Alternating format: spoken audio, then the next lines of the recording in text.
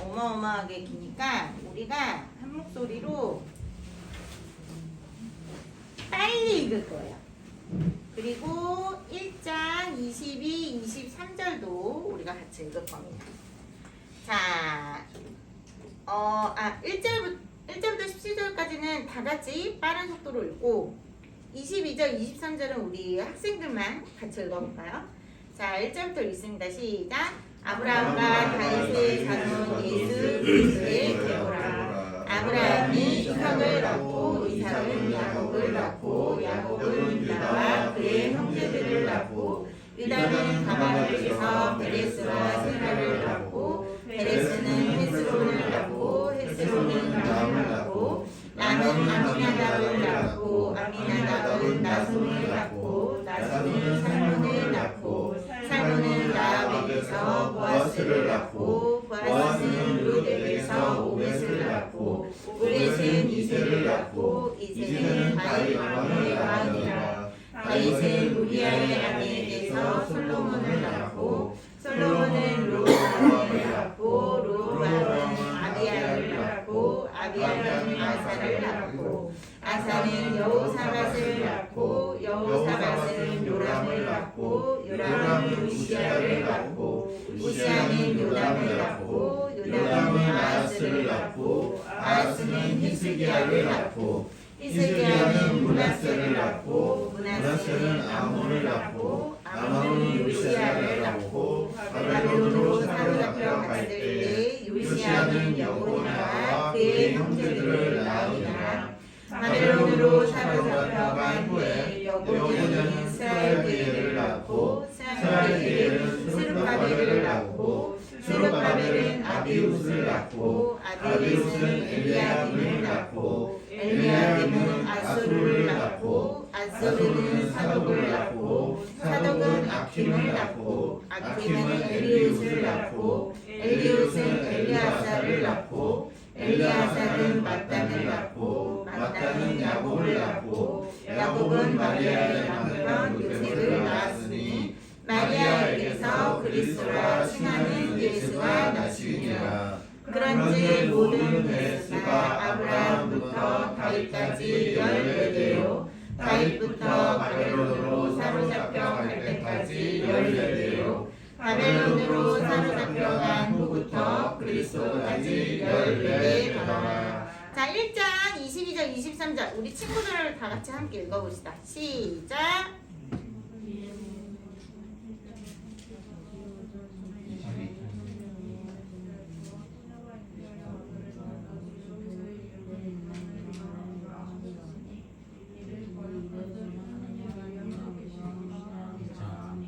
아멘. 자, 오늘 우리가 족보 되게 힘들게 읽었어요. 그쵸? 말 그대로 족보예요.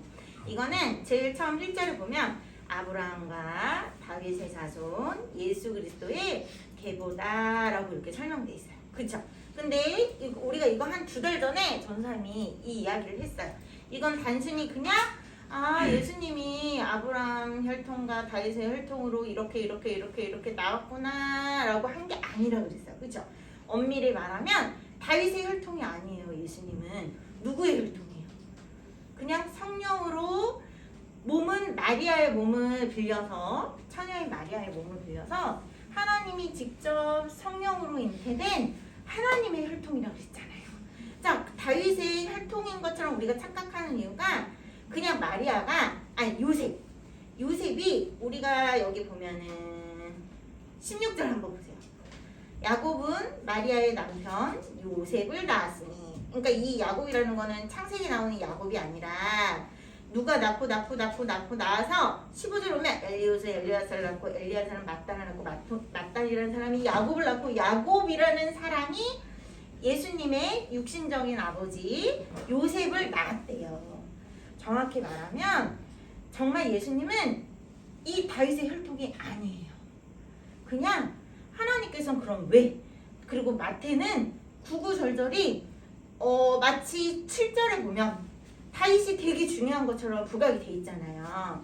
모든 대수가 아브라함부터 다윗까지 14대, 다윗부터 바벨론으로 사로잡혀 갈 때까지 14대, 바벨론으로 사로잡아간 후부터 그리스도까지 14대다라고 강조돼 있죠? 자, 이 14는 실제로 구약으로 들어가서 우리가 그 대수를 헤아려보면 14도 아니에요. 자, 이렇게 문학적으로 기록한 방법은 이스라엘 사람들은 안 돼요. 이렇게 문학적으로 특별히 무언가를 강조하기 위해서 일부러 어떤 숫자를 강조하기 위해서 이렇게 쓴 부분이긴 한데, 그렇다면 왜 다윗을 강조했을까? 그리고 1절에 보면 왜 아브라함부터 아브라함이 되게 중요한 시작인 것처럼 아브라함도 강조돼 있고 다윗도 강조돼 있어요. 그죠? 그리고 중간중간 이 족보는 우리나라도 마찬가지예요. 우리나라 족보에도 여자의 이름은 안타깝게도 여자의 이름은 안 올라가 있었어요. 옛날에 족보에는 장남, 아들들만 기록되어 있어요. 각 집안마다. 자, 유대 민족도 마찬가지였어요. 족보에 여자의 이름은 원래 안 올려요. 그런데 우리가 읽은 족보를 보면 여자의 이름이 5명의 여자의 이름이 나와요. 자, 그러면 하나님이 왜 여자의 이름도 여자들의 이름도 기록해 두셨고 아브라함은 왜 기록해 두셨고 마치 다윗의 족보인 것처럼 이스라엘 사람들이 가장 존경하는 왕 다윗 왕의 혈통으로 통해서 예수님이 태어나신 것처럼 이렇게 왜 기록해 두셨을까? 이유는 한 가지예요. 자, 우리 친구들이 읽었던 1장 22절 23절처럼 특히 22절 이 모든 일에 된 것은 하나님이 선지자들로 구약시대 때 말씀하신 것, 약속하신 것들을 이루려 하심이다라는 걸 봐봐, 이뤘잖아. 하나님이 이렇게 이루셨어, 진짜 이뤘어 라고 마태는 기록해 둔 내용이에요. 자, 그럼 어떤 약속이었을까? 자, 우리 전도사님이 읽어줄게요. 먼저 여자들의 이름이 기록된 이유는 창세기 3장 15절이에요. 그 부분은 뭐냐면 아담과 하하가 범죄했어요. 하나님이 명령하신 선악과를 먹지 마라 했는데 이들은 부함직도 하고 먹음직도 하여서 하나님의 명령에 불순종했어요. 그때 하나님이 아담에게 왜 그랬니? 아담에게 심판하시고 하와에게 심판하시고 그리고 아담과 하와를 꼬셨던 사탄에게도 하나님이 심판하실 때 이런 말씀을 하세요. 창세기 3장 15절 내가 너로 여자와 원수가 되게 하고 내 후손도 여자의 후손과 원수가 되게 하니 여자의 후손은 너의 머리를 상하게 할 것이요 너는 그의 발꿈치를 상하게 할 것이다 라는 말씀을 하세요. 자, 여자의 후손은 곧 예수님을 얘기해요. 이렇게 온 인류를 통과해서 결국에 모든 인류에 낳고 한 그 중에 하나님께서 반드시 아담과 하와에게 이 약속을 하는 거예요. 너희가 나의 말에 불순종해서 죄를 지었지만 영원한 생명에서 영원한 사망으로 들어갔지만 반드시 내가 너희를 구해줄게. 어떻게 구하냐면 내가 사랑하는 내 독자 내 아들을 너의 여자의 후손으로 보낼게. 그때 너희는 영원한 구원을 받을 수 있어. 내가 약속할게. 하나님이 약속을 하신 거예요. 그렇기 때문에 그 약속을 하나님은 이루시려고 중간중간 이렇게 여자들을 이름도 넣으시고 마리아, 처녀인 마리아를 통해서 하나님의 말씀하신 그 여자의 후손이 이 의미인 것을 성령으로 잉태된 예수님인 것을 나타내는 거예요. 그럼 아브라함은 왜 기록해놨냐? 창세기 13장 14절 15절 우리 한번 가봅시다. 창세기 13장 14, 15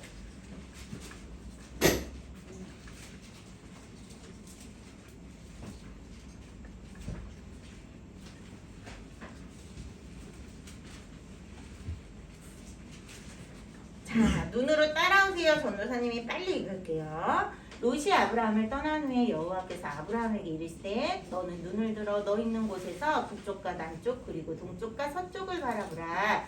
보이는 땅을 내가 너와 네 자손에게 주리니 영원히 이르리라 라고 얘기하셨어요. 자, 아브라함이 조카 롯과 땅을 가르고 헤어졌어요. 조카 롯은 소돔과 고모라가 포함된 좋은 땅, 기름진 땅을 선택해서 갔고 아브라함은 그렇지 않았어요. 그러나 하나님이 아브라함에게 말씀하신 것이 하나님이 직접 아브라함에게 찾아오셔서 내가 약속할게. 너에게 땅을 주고 보이는 땅을 주고 내가 너와 너 자손에게 이 영원한 땅을 줄게. 그런데 여기에 나오는 이 자손은 복수가 아니에요. 아브라함의 자손 하면은 복수일 것 같잖아. 여러 명일 것 같죠. 근데 여기에서는 단수, 한 사람을 의미하는 단수를 사용했어요. 자, 그것을 해석한 게 우리 한번 갈라디아서 3장 16절로 가봅시다. 이게 무슨 뜻이지? 자, 사도 바울이 그걸 설명해 줬어요. 갈라디아서 3장 16절.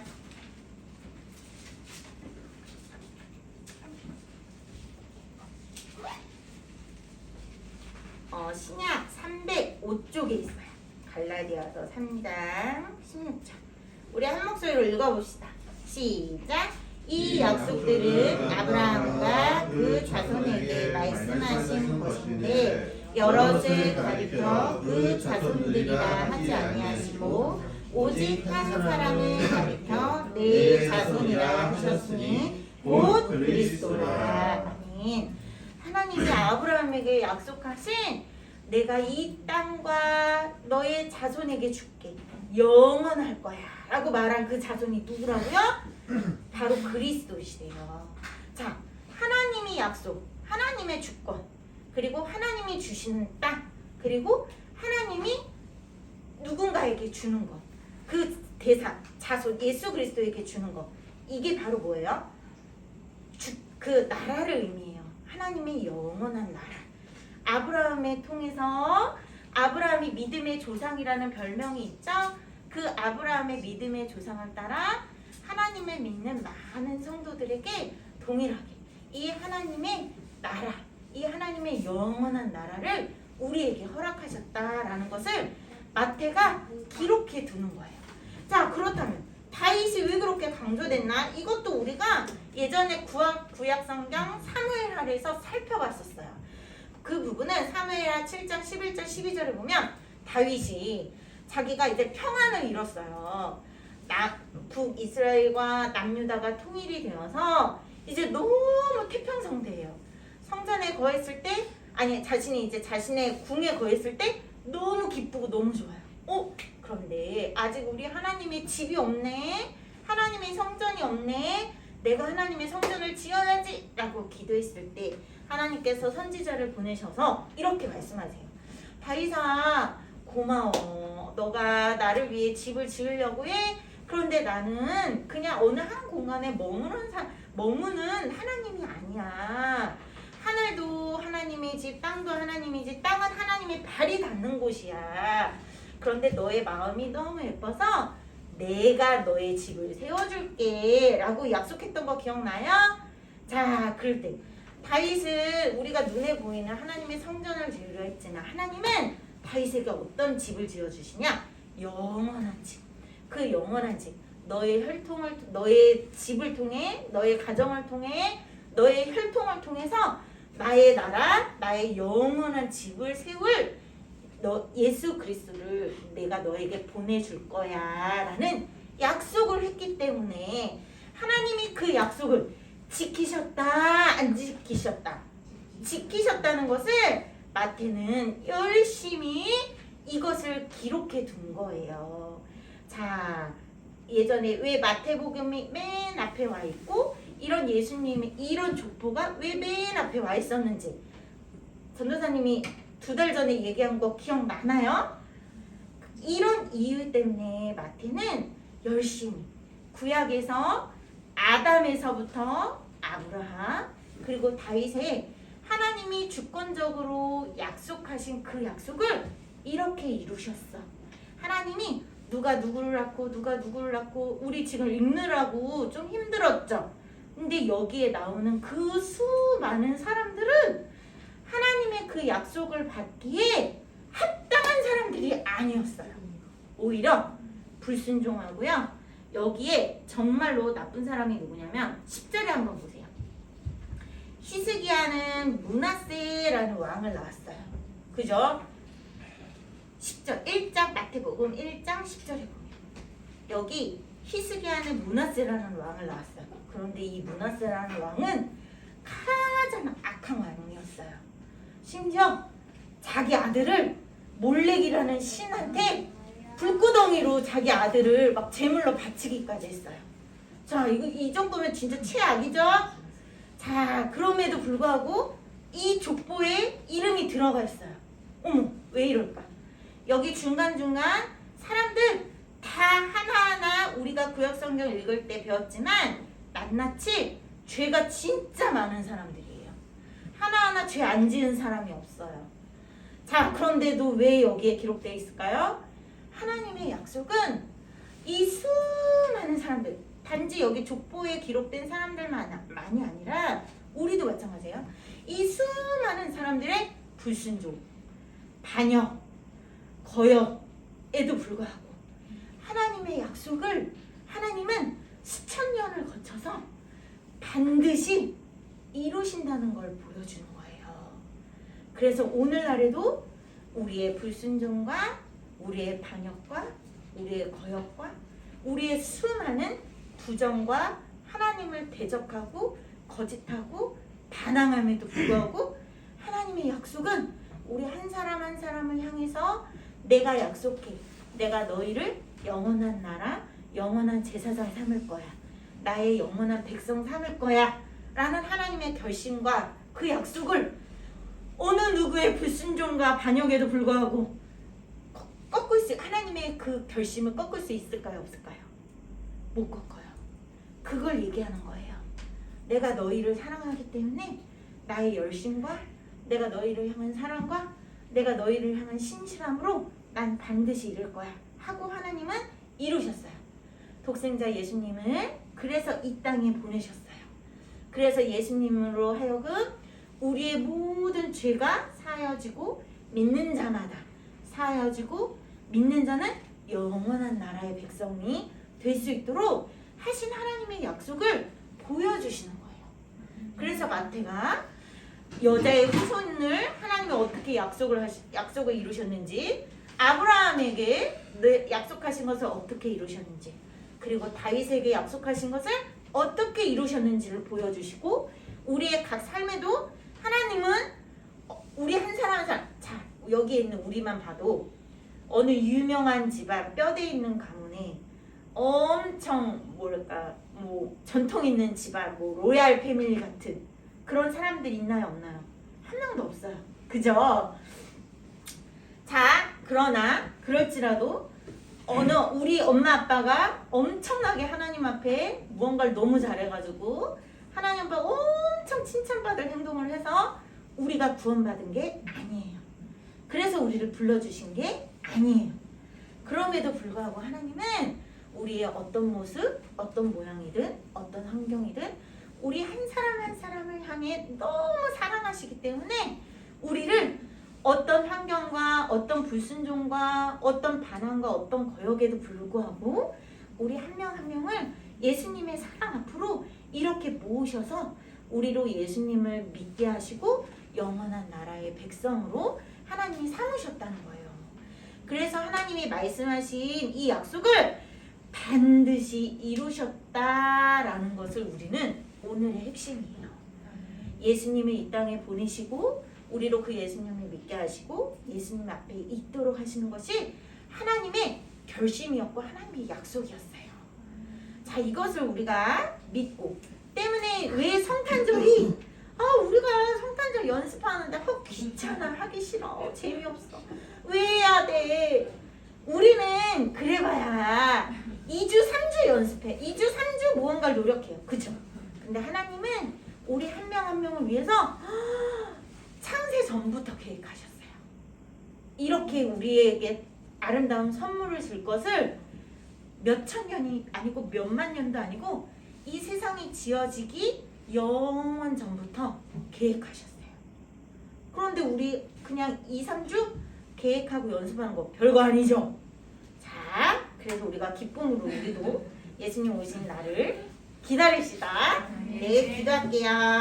하나님 감사드립니다. 오늘 우리가 어려운 족보들이지만 우리가 하나 알 수 있는 것은 하나님께서 약속하신 것, 아담과 하와에게 약속하시고 아브라함에게 약속하시고 다윗 왕에게 약속하신 것을 하나님은 반드시 이루신다는 것을 우리가 배웠습니다.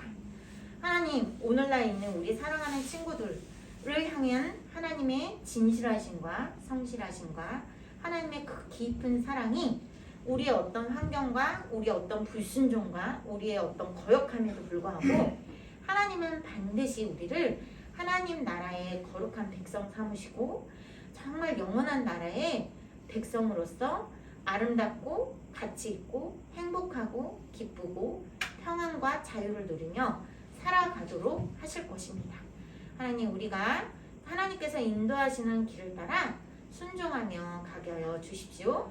우리를 향한 그 계획이 영원전부터 시작되었던 것처럼 하나님, 우리가 성탄절을 맞이하는 것도 기쁨으로 즐겁게 참여할 수 있도록 도와주세요.